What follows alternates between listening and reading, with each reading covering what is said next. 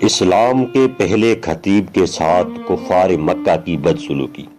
حضرت ابو بکر صدیق رضی اللہ تعالی عنہ کو دیکھیے، ابھی اسلام کا آغاز تھا، صرف 38 آدمی مسلمان ہوئے تھے، مکے کی بستی کافروں سے بھری ہوئی تھی۔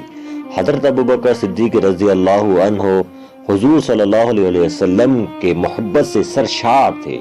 حضور صلی اللہ علیہ وآلہ وسلم سے التجا کی کہ مجھے اجازت دیجیے کہ میں لوگوں کو اعلانیہ آپ صلی اللہ علیہ وسلم کی رسالت کی اطلاع دوں اور آپ سے فیض یاب ہونے کی دعوت دوں۔ آپ صلی اللہ علیہ وسلم نے فرمایا، اے ابو بکر، ابھی ذرا صبر سے کام لو، ابھی ہم تعداد میں کم ہیں۔ حضرت ابو بکر صدیق رضی اللہ عنہ پر غلبہ حال طاری تھا۔ انہوں نے پھر اصرار کیا حتیٰ کہ حضور صلی اللہ علیہ وسلم نے اجازت دے دی۔ حضرت ابو بکر صدیق رضی اللہ عنہ نے بے خوف و خطر لوگوں کو اللہ اور اس کے رسول صلی اللہ علیہ وسلم کی طرف دعوت دی۔ حافظ ابن کثیر رحمت اللہ علیہ لکھتے ہیں، حضور صلی اللہ علیہ وسلم کے بعثت کے بعد حضرت ابو بکر صدیق رضی اللہ عنہ پہلے خطیب ہیں جنہوں نے لوگوں کو اللہ اور اس کے رسول صلی اللہ علیہ وآلہ وسلم کی طرف بلایا۔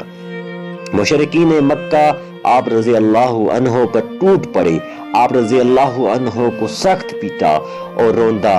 عتبہ بن ربیعہ نے آپ رضی اللہ عنہ کے چہرے پر بے تحاشا تھپڑ مارے۔ آپ رضی اللہ عنہ قبیلے بنو تمیم سے تھے۔ آپ رضی اللہ عنہ کے قبیلے کے لوگوں کو خبر ہوئی تو وہ دوڑے ہوئے آئے، مشرکین سے انہیں چھڑا کر ان کے گھر چھڑائے۔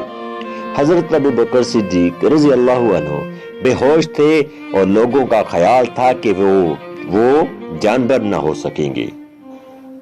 وہ دن بھر بے ہوش رہے۔ جب شام ہوئی تو آپ رضی اللہ عنہ کو ہوش آیا۔ آپ رضی اللہ عنہ کے والد ابو قحافہ اور آپ رضی اللہ تعالی عنہ کے قبیلے کے لوگ آپ رضی اللہ عنہ کے پاس کھڑے تھے۔ ہوش آتے ہی پہلی بات انہوں نے یہی کہی کہ رسول اللہ صلی اللہ علیہ وسلم کہاں ہیں اور کس حال میں ہیں۔ ان کے قبیلے کے لوگ سخت برہم ہوئے اور انہیں ملامت کی کہ جس کی وجہ سے یہ ذلت و رسوائی تمہیں اٹھانی پڑی اور یہ مار پیٹ تمہیں برداشت کرنی پڑی۔ ہوش میں آتے ہی تم پھر اسی کا حال پوچھتے ہو۔ ان عقل کے اندھوں کو کیا خبر تھی کہ ان کی خاطر سختیاں جھیلنے میں جو لذت ہے وہ دنیا داروں کو پھولوں کی سیج اور بستر کے مخاب پر بھی حاصل نہیں ہوتی۔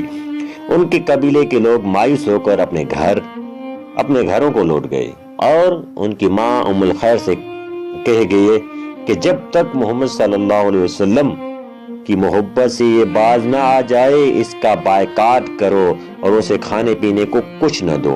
ماں کی ممتا تھی، جی بھر آیا، کھانا لا کر سامنے رکھ دیا اور کہا کہ دن بھر بھوکے ہو، کچھ کھا لو۔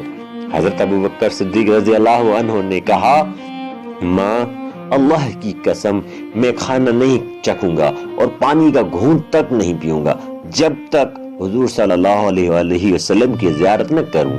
حضرت عمر رضی اللہ عنہ کی بہن ام جمیل آ گئی اور بتایا کہ حضور صلی اللہ علیہ وآلہ وسلم بخیریت ہیں اور دار ارقام میں تشریف فرما ہیں۔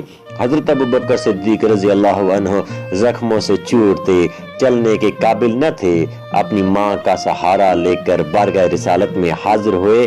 حضور صلی اللہ علیہ وسلم ان پر جھک پڑے اور انہیں چوما۔ حضور صلی اللہ علیہ وسلم پر سخت گریہ طاری تھا۔ اللہ کی لاکھ لاکھ رحمتیں ہوں اس عظیم و جلیل قدر صحابی رضی اللہ عنہ پر۔ اللہ ہمیں ان کی صحیح اتباع نصیب فرمائے۔